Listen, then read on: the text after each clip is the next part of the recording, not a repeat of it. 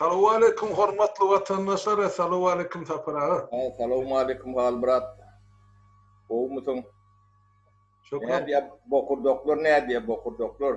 Ay bokurdok ganimat şuurlar şol olun, şol uğradığına resept boyunca beceriyanını biraz ganimatlaştı. Tavır tabi. Tapırağı. Buyur Halmurat. Mesele ka. Birinciden, bir yalnız mene adamlar soravatı, neçe günleri devletin prezidenti ekrana çıkanak, neçe günleri devletin yankı çok esası hükümetin programması bolan vatan programması halka hödürlenen näme boldy halk Suriyali ýagdaýda ala sarmak ýagdaýda sebäp diktaturaly döwletde hemme çıkar bir adamyň ykbaly bilen baglanyşyp. Şol adam ortada dursa halk şoňa seredýär, dostum düşmanım. Emma ol adam ortadan aýrylsa ondan halk türlü pikir etip başlaýar-da näme bolup kalmagy. Şoň üçin ve halkın soruları gatykan bu mesele boýunça. Açık ýazýarlarym bar, jaň edip soraýarlarym bar, habaryňyz ýokmy diýip. Ýok, bizde olar ýal habary ýok, hökümet bilen göne gatnaşmamyz bolmady. Ýöne ne munyň ýaky parlamentyň başlygy, ne de saglyk saklaýyş ministrligi, ne de vice premier hiç birisi bilen çykyş edip aýdana, belki olsa gowdur ýa bir ýere gitdimi. Emma döwletiň, milletin şuňky ýa kyn ýagdaýyna halkın kepili olup durmalı adam ortada durmalı. Emma şol adam yok beýnansa. Ýene ol bir ikinji ýagdaý ýene de şol eger ol adam öz wezipesini ýerine ýetirip bilmeýän bolsa. Haýsy da bir ýagdaýlar boýunça saglygymy biz görüp oturýarys. Ol döwlet işgary hökmüne, ol döwlet kepili hökmüne konstitusiýany garanty däl, ol kepilim däl. Görüp otur. Şunu ýygyna çağırmak mümkinçiligi hem mecliste var, hem halkta var. Ene şu zatlar barada biraz oturup pikir alşaýdyk ikimiz. Şol prezident ýygyna çağırmak barada. Impeachment bar. Or Halmurat, näme diýsen? Kileň impeachment dedeli, kilemeden etmeli. Doğru. Doğray diýen Halmurat ýanky meselede şu prezident iştat bolman ýöne oturanam bolsa dolanyp bilen o görnüp turda. Döwlet diýilen zat ýok. Umumy hemme nemesini ortağa goýup analiz edende de o ýanky prezidentin birinji wezipesi, birinji, ikinji ve üçüncü ve beşinci ve halkının aladatını etmek. İçinde daşınma. Prezidentin şondan başka aladatı ikinci, üçüncü, dördüncü, beşinci dereceli aladalar bedelerler. Şonu şu adam edip bilen o. İçinde de edip bilen o. Daşında da edip bilen o. Ne olur görüntü. Bir de onu gün toğrağdan bir toğrağa alıyatsa o yurdun içinde de ağaçlık. O da bir. İkinciden ne Türkmenistan gaz satıp göde. O dünya berili. Yani bir bank, neme banklara berili minus yeme 16 milyar. Yani 3-4 yıldan 27 milyar olacak. Ya gazı muhtan amardan zaten olmalı, beyle olacak oldu. Değil mi? Hakiki. Gazdan gelen pul nirak gitti. Bu berini yerden emele geldi. O halk neyim için aç, yere içeri iştat tapın o. O televizyonda yönü kovdatlar görködönü bilen, onun halkın karnım doyun o. Bu ağaçlığı adik yetmezçiliğini bu kuptaklar yalan der. Beş obluğun beşinde de var. Belki de bir aşağıdın nemesinde var. Görkönlük nemes için dilavida diyen yalan. Kuptaklar bağ olma mümkün olun. Yöre vilayetten yağdaya kater ver. İnformasyasını günün alıp dur. Yeki bizler dünya yayrak burada. Onun şu koronavirüs meselesinden floriyalak adattan daşarı çırjırmlı nemeleri yöredip bilmeye, dolanırıp bilmeye kuytu hükümet. Bu kırgınçılık etti yönü yani yok diyenin bilen ondan bilen yalana inanıp önkü görüşümüzü yala geçecekler derler. Çünkü için o dine bir faktör değil sağlığı. Sağ olsun, kedel olsun, on tapavdı yok. Hükümeti dolanıp bilen o. Çünkü için parlament öz tarihi misyasını yerine getirmeli. Yani uruş, dava, cennet istemeyen oldu. Ben senin fikrini kollayan, yani iyileşkin ya da ne kollayan. Ne paragat yoluyla edilen ne şu. Onun ikinciden yani Sire yalak var, eylek var, beylek var deyip musallat yağdırıyorlar sağdan, taştan, işten, nemeden. Halmıratı burada da düşün. Bunlara 1%, nerede da 99%. O içki, söğüş, olur yalaklat olması mümkün değil. 1%'i eder geçer. Eğer 50 ya 30-70'e şolar yalak raportada karşıdaşlık neme bağ oldu. Onu iç söğüşe mol bilir, şolar yalak yağdaylara mol bilir. Bolcaklar. Dine halkın kaharı kadavi şuları siyilip tüpürüp o yankı doğun arnaşları bilen, iyilen çalanları bilen o uyran etme mümkün. O da istenilen de aptal. Yani şu da aptal uygulanmak için demek ya. O iç uruş ya olur yalak demek Türkmenistan'ın yağdayından de facto şu hakkı nemetinden bolması mümkün değil. Sebebi 1%'in karşısında 99%. Al. Şu 99'dan karşı şunu. Ben nelerek kalmıram. Sen ne diyen bilemok, sen kanuncu bunu. Kanunu gorkazılarında da şeyle de 75. madde layıklıkta eğer devletin prezidenti boynuna alan borcunu yerine getirmese, devlet vazifesini yerine getirmese, kasamına vefalı olmasa, sağlığı ya beydeki sebeplere göre işini berza edip bilmese, onu parlamentin deputatları sese koyuyorlar. 4'ten 1'i sese koyuyor, son 4'ten 3 bölümünün ses vermeginde olayan işinin çetleştirilip veriliyor. Yönü şolun, sonra yine de halkın sesine koydu referanduma. Demek ahırkı neticede yine de halk çözme. Yani biz berde görüp oturuyoruz. Halkın sayılan parlamenti yok. Halkın sayılan deputatları yok. Halk bilen ağrı katlaşıp taklap, günlük taklap oturan parlamentom yok, deputatom yok. Onlar hem meclisi, odalar niyafın cüvsünnaki cüv parlamenti deyip, onlar 94. yıldan mera edip geliyor. Bunun ka cüvem der, bu köçede yatan parlament, onun için gerek vakti ayağını süpürüyor, anırlarına geçip gerek gidiyor parlamentimiz. Parlamentte rol yok. Halka bil varlarlık parlament yok şu taydı. Kanun yönetici kurumu da yok şu taydı. Türkmenistan. Dine bir güçhaliye olup önde sonunda şu parlament neme karar kabul etse de ahir son halkın ses vermeyi bilen, halkın referandum bilen şu vazifesinden gitmek. Biz inni parlament yokluğunu görüp otur demek gön halkı yüzden halkın ses vermegini kazanmak. Şu mesele boyunca, impeachment meselesi boyunca halkı gönü yüzlenmeyi bizim hak hukukumuz var.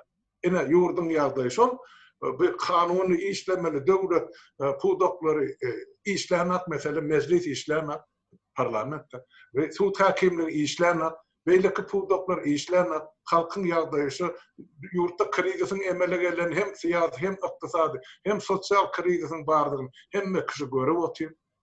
Yurdun içindekilerin, dışındakilerin. Yaka çıkarlı, eğer parlament yolu bilen, kanun yolu bilen gidilecek olsa, şuna Berdi Muhammed, Kurbanoglu Berdi Muhammed, halk olup biz impeachment ilan etmeli.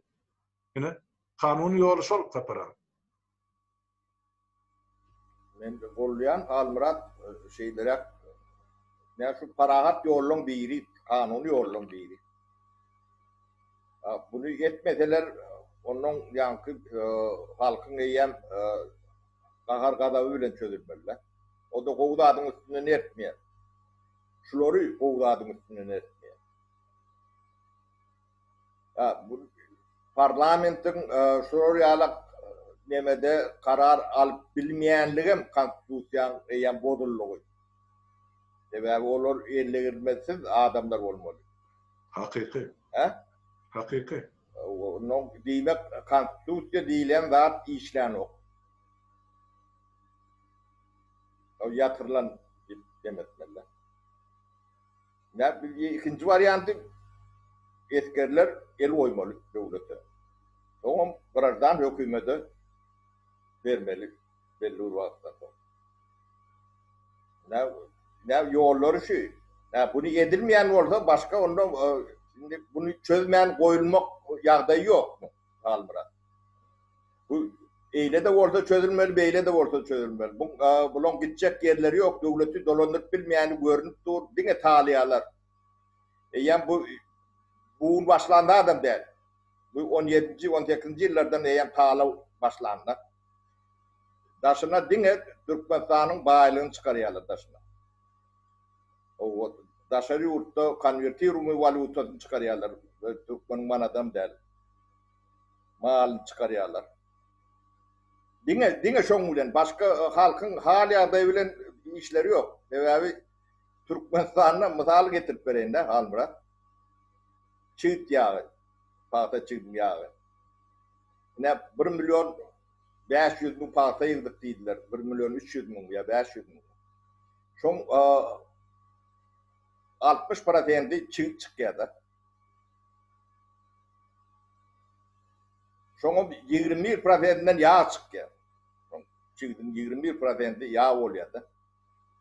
Şo yağ bilen wannada suwa düşünüp bilýär Türkmenistan halky. Suwa düşünüp bilýär. Ol ýöne Türkmenistana gerek yağın nemesi 44 bin ton bir ýylda ýýäni Türkmenistan. Bu nemeden çykýany 150 bin ton köp neme yağ çykýardy. Ana nirede? Yağ valuta satılýar. Paýta çygdyň ýagy köp budoklarda ulanýardy. Eksporta gidýär, öňe gidýär. Ana bular duruşuny çykarýarlar, o halkyň nemesini tereden oklar. Düň buğday barada şondalyk gurulun etdi. Paýta barada şondalyk. Beýleki atlar barada tekstilen şondalyk. Onuň döwletiň içinde konvertasiýa berýärlik valuta da galan nokta. Ne bular diňe soýgun albyra. Diňe soýgun. Ödem soňlarynyň geljegini görüp soýgun edýärler. Ödem açyk. Ene düň bir firmasyny goýduk, şolong bir iki tane firmasyny goýduk. Muny berdim, buny berdim. Ertirýän 3-4 tanany. Onuň geçen prezidentin Niýazowyň milyardlap. Şon şu wagt eýeli edýänim ýeke türkmenler, ýa-ni gyýdynyň adamty, aýalynyň nemesi, şolar milyardlap ýatyrym ýapýarlar daşa ýurtda. Germaniýada. Hemmesem Türkmeniň puly. Hemmesem Türkmeniň puly. Onuň ýa-ni Türkmeni kiçi oğurlukda ýa-ni tutan bolup bir neme şoň bilen başga olar ýalar etişip ölürdi. Olaň nemesi en ähli Türkmenistanyň 70 ýyllaky oğurlanyň prezidenti bir unuky nemesi ondan kä. On gurrun edýän ýok da.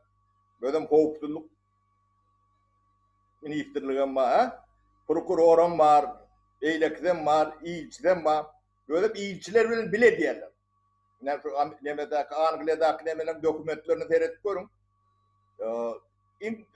Periodny nemelerde registrasiýa edilip iýçi nemesi bolman o zatlar edilip bolunok. Ödem diňe neme üçin aýlýarlarda puly atmawat etmek üçin. Sebäbi hiç da döndüren oklar diňe pul nemediler.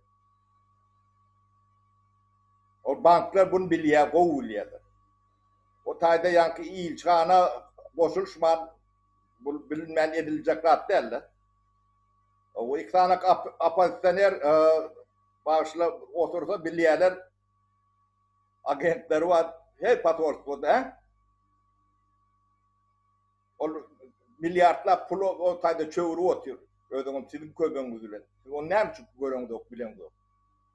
He? Ya Türkiye'de de şunu alak.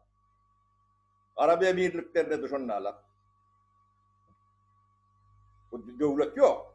Bunları onu mafyaya alak onu soğuru oturuyorlar da.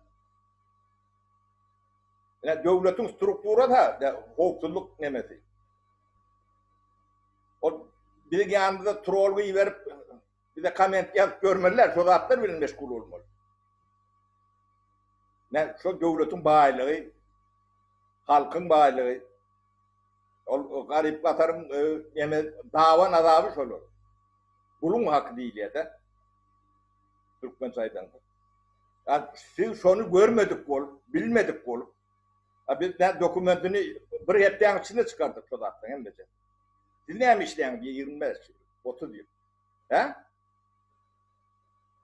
Onun siz ne aylık devletin behvidini uğrayan adam oluyorsunuz. Son düşünün, yani ilçiler, yani hukukluk demedeki adamlar, prokuror.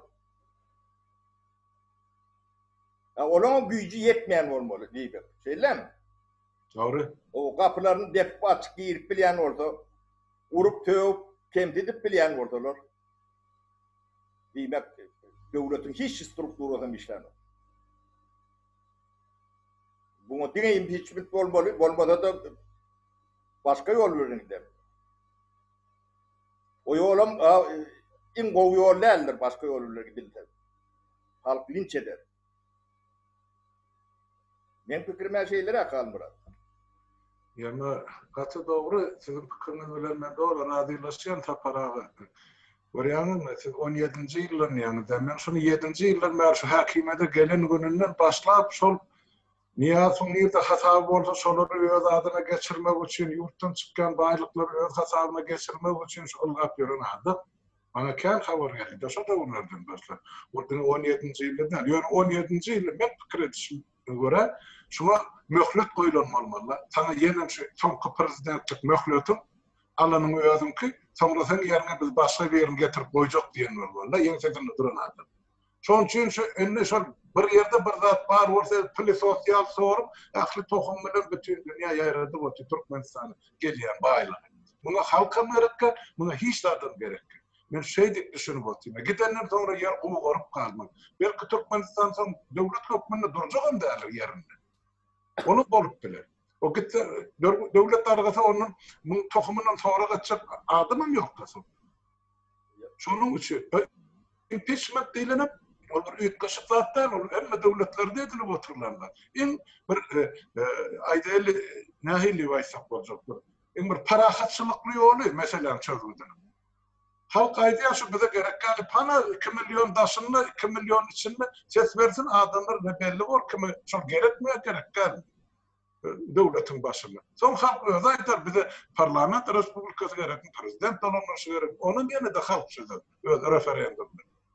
Bitayda dinle halk sözmeli. Yani o kurban olayını ayırıp onun yerine yenen bir özümüze oturtacak bizi onu oyunlarım gerek geldi. Biz siyasette geçtik. O zatlar niyaz bölümünü getirip şunu oydu. O tayda sayılı olana fakti işte. Yine şunun için impeachment etmeye halkın doğru hakkı hukuku var. Şu ülke dönen yağdı.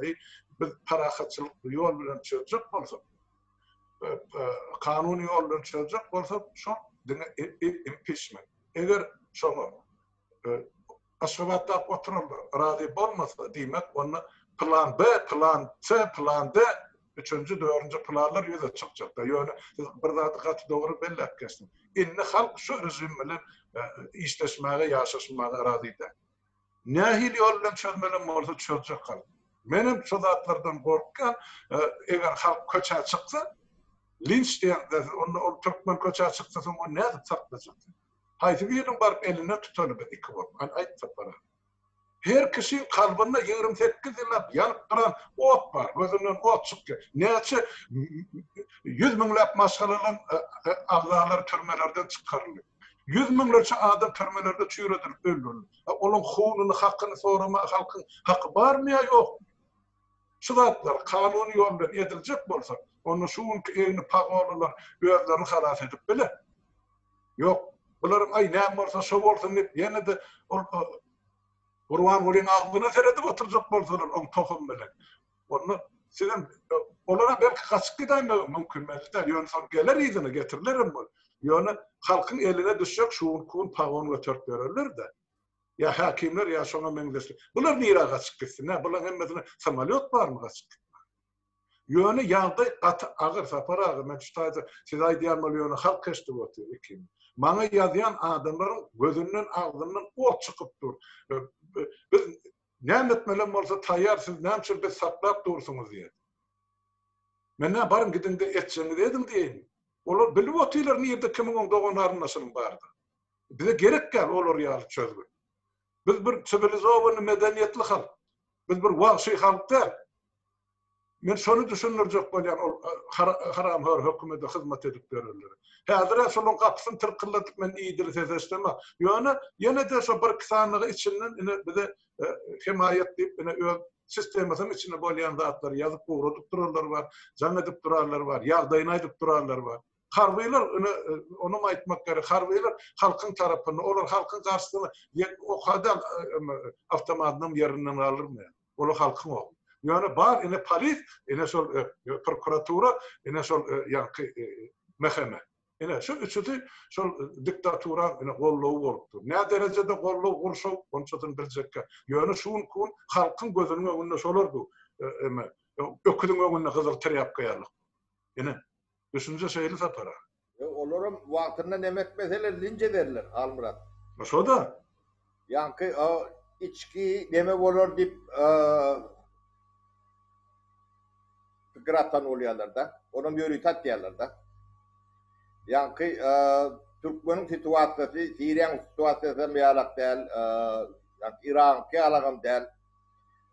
Bir prezidenti de ýetenok höküm sürýän. Näme? Gapdanynda da 99% halk bar. Onun içinde içki töweş bolmagy hiç ýa mümkinçilik ýok da.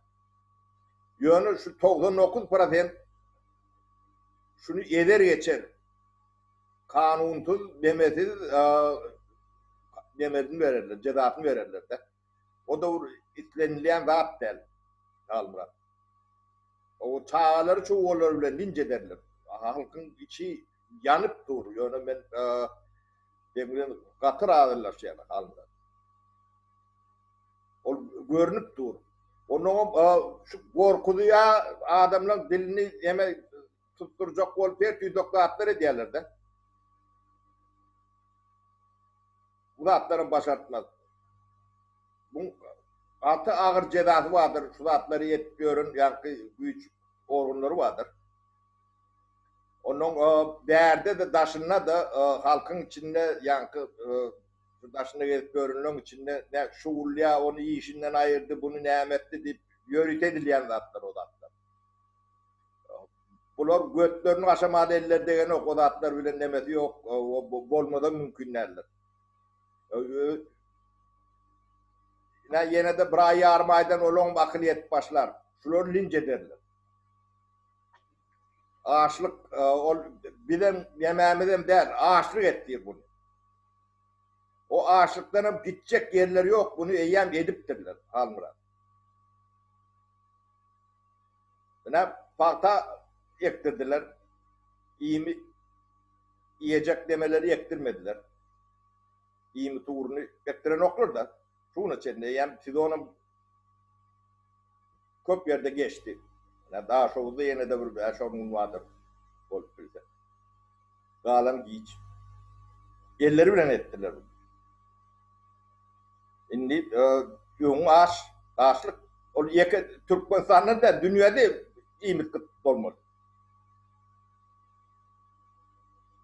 Bunun için koronavirüs yok deyin, var deyin.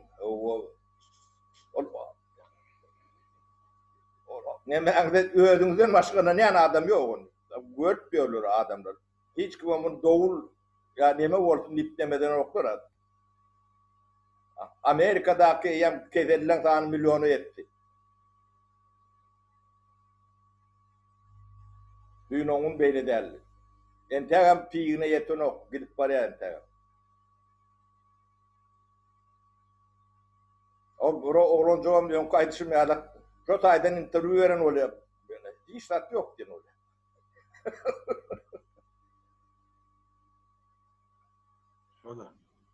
Onu şeydenin bilen bu da hatta çözülen olsa bolya oluyor. Bunun çözülme mümkünçülüğü yok. Onun için impeachment in doğru neme Halmurat men qollayan, ikellep qollayan. Bunu başka neyle qollayan bunu impeachment o demedeli. Stayda ses verip qo'llandirishib birda edelmi ya stayda bir uroma döredip karar alıp nemetmelimi ya halkın öğretmelimi bu da atlarını en düşün Halmurat en kanunçu. Yo, onu bir impeachment barada bir yurdun daşında komitet döredip onu bir neçe adamdan şu halktan gelen ardalar yonamak için.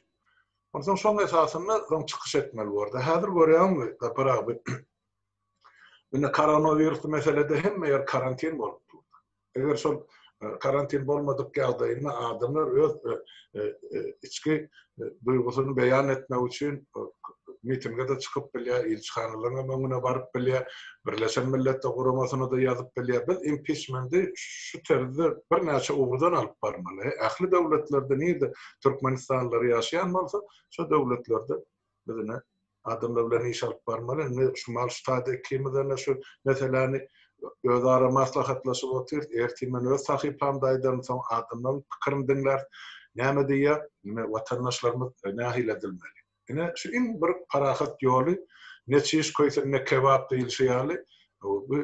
Şu yurdun içindeki 1% üçinem ören bahretli kalan 99% üçinem kabul ederlikli deyip yemediyen düşünýärler. Bir günälsen bol cezalandyrylsa günälisi cezasyny alsyn. Ýöne halk öz başyna ol köçä çykandan soň ol eline pil çarşak alyp öňünde durjak güýç ýok. Ýöne ýagdaýy şu derece ýetirmek gerekkä. Açlyk gelip dur, dogrudan sapara men sizin ähliýetinizi tasdikleýär. Sebäp şu günne Ýewropa döwletlerinde, beýleki döwletlerde aýdylýan gurrunlar bar da dünýäde näçe milyon adam işsiz galjak. Ýam galdy. Şol sany orsiýetde. Şol sany däne öldürilýän Gazagystanda her ýurdun öz problemasy bar. Indi bular näde öz döwletiniň ilatyny iýmitlendirjek, näde saklajak, näde krizisden çykjak. Her kişi öz kelle agyrysy. Bu taýda Türkmen bilen, ol Türkmeniň kelle agyrysy bilen ýaşajak adam ýa döwlet ýok. Türkmenni bar gaz hana nevit çumal hana yere gaçty. Katalog Plintostona maşatda bahasy. Onu aljak adamam ýok, ona haridarym ýok. Gaz diýsen indi olam häzir patribeytler ýok, olam aşat gaçsyn. Sebäp onu ullanýan adam sany azalyp barýar. Edaralar, kärhanalar işlärnä köpedi. Önüm ömürlerine galla boljaklar, iýmit boljaklar köp berde. Ondan kim Türkmenistanyň halkyna iýmit berjek? Şol kundan biz halk bol şudatlary düşünmemiz gerek. Öňümizde böwet bolup duran ene şol. Gurbanyny we jenayetkar hökümet. Ve doğan arnaşy bilen. Başga hiç kim ýok o taýda. O 1% diýen ol, 1% yok o şol iýip ýatan döwletiň. Ýöne 1% şolar goraýa diýsen ondan men radylaşar. Ine bar bolýanda şu olara mezbur etdiler şu sistema hyzmat etmäge. Biz näme diýäsiň işimiz bolmasyn, ýöne siz halky urunýanjyň şolardan hana özüňize gerek emlak edenin diýip bolanyň elini boşatan bir kanunçy. Ine onsan alanalylyk, gün güýçlüňki gowurga diýişdi. Şol ýa situasiýa Türkmenistan. Bir putok ýok arasy işte. Hemmesem korrumpirin, hemmesi diňe para horluk bilen. Bulaşan, çolaşan. Indi nädip şundan bas çykarmal diňe şol sada halk ýa-da şol 99% diýärmi, şol arasy ýaşasy gelýär. Ne para berjek bular, ne para aljak. Bir iýdil durmuşda döwletde özleriniň çağalaryny ulandyp aktyklaryny söýýäse gelýär, öz watanyň içinde. Bu her bir milletin, her bir halkın arzuwy we isleri. Ol berjay bolaýmaly zatlar. Halk talap edene biz ýatybyjak. Diýjek ünni işlerine de ýetirli bilen halk iýdine galanyna da özüne de gul bolup işlätýär. Şonu da ýetir bilen. Maňa bir denan aýtdy, bir zady sapara ştaýda halk aýdyp berýär. Ýemediýä halk diýär bir bagyň kökü diýär. yerin aşağına. Şol yerin aşağından gerek zatları sorup alıp şu bağın yokartını öttürmek için yerin aşağına şu gıymırlap yerin köp dedi. Sonra yukarı çıkacağın yaprağın diye şu hükümetin daşını koruyarlar dedi. Şu meyvesine bine hükümet diye öğler yatıvıya diye. Biz şu nasıl işletsek bize yaktığında çıkmak yok, ömrümüz şu yerin aşağını işlet geçirmeli oluyor. Yok kul yağla. Kullu ya yağlığı yok. Zenan diyor ki biz kullu ya. Hakikaten biz kul. Men kulluğuma düşünüyen ya dedim. Şimdi 10 yıllar kulçuluk edip diyorum ya. Ama men çağılın, aktıklarım kul olmanı istemem. Şu meselede men erkeklerden hem ömüdür canım pida etmelim vardı tayyar. Yağdadım şu durmuştan nipya diyemem. Yine de para. Almurat, şu an şu hükümet yok. Hükümet yok. Dine yankı propagandası var. Yani vatan programması var, portretleri var, beylekleri var, işlep duran hükümet yok. O görünüp durur. O program yemede görünmeyenle de on tapavut yok da. Yok şu hükümet, işleyen hükümet yok. O demir bılak notlu, o kanak yeme. Halk ağırlanıp, onu burada bağımkan deyip görmürler. Bunların şu propagandadan demeden yok burada. Devlet, hükümet yok. İşlat yok. Doğru. Çünkü için bunun öyle yok olmama mümkün. O da mümkün. Bolonda da hiçbir yankı bunun tediri yani emeli bolcaklar değil. O da görünüp dur hem de. Bunlar şunu biliyor, gözlerin sonunu biliyor. Soyulup görmeden sonra göz çıkarıp doyuyorlar öyle. Katı açık. Hiç rahattan çekinmeyen demet. Onun yankı bu yıkılan son bardak olur neyme var dip deme diyorlar da ben ertir değil. İkinci gün saat 4'te Şuvet Bakül'ün 4'te Primo efirde şu iqtisadi neme varada gurrun edecekler. Primo efirde ne sonra olağını var orada tayinler. Devletin önümüzdeki kıyınçılığı ondan neyle mihadidim bilen kıyınçılıktan çıkmalı o neyle devlet kurulmalı neyle neme olmalı şu arada bir tağatlık açık efirde gurrun verecekler. Kim sonra orada şu kaptanına yazarlar bizim yönü tema değişli sonra olsun Arap'tan şeraptan nemeden çıkman şu devlet yankı önümüzdeki krizisi neyle karşınmalı, neyle devlet sistemisi bolmalı.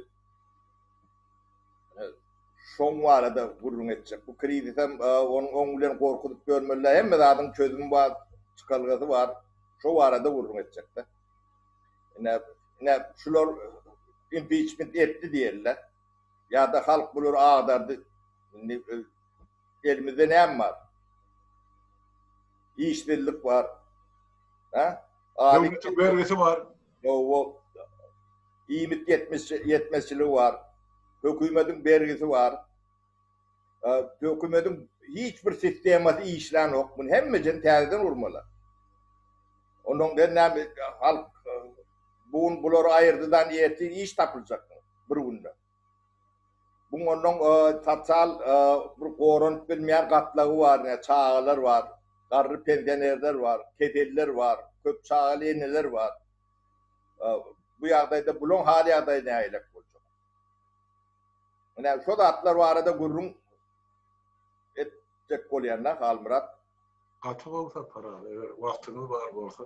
Son için alıp böyle doğula düşüp demet görmesin, bir karanlık bir neme var yani alak neme diyorlar da.